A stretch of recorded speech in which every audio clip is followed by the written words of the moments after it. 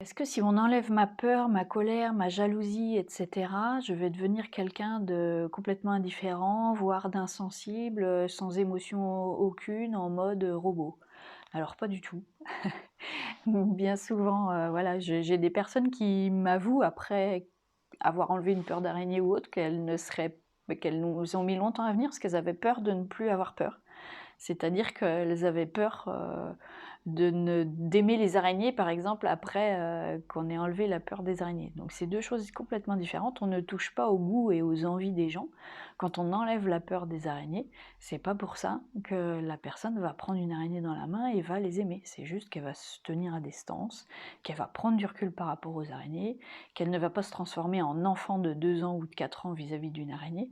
C'est juste que voilà, elle n'aime pas les araignées, mais elle va faire ce qu'il y a besoin de faire s'il y a besoin de faire quelque chose, c'est-à-dire la sortir ou la tuer en fonction des envies de chacun, mais voilà, on va réagir en adulte.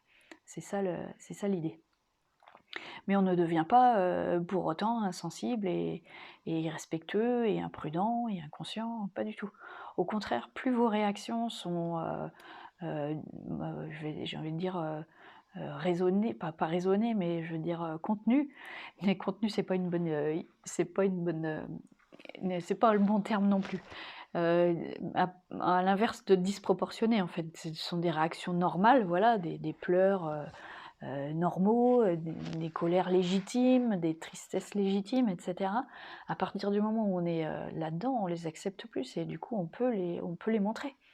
Alors qu'avant, on s'interdisait de montrer qu'on était phobique parce on peut avoir du coup se transformer en enfant de 2 ans ou de 4 ans devant tout le monde ou mettre un poing dans la figure de quelqu'un parce que notre colère est tellement gigantesque quand du coup on la contient. Donc on la contient, on la contrôle jusqu'à ce que soit un jour ce soit plus possible et on commet quelque chose qu'on ne devrait pas commettre, ou alors ça nous crée un mal-être et ça nous empêche de dormir, ou ça crée un symptôme physique ou autre. Enfin voilà.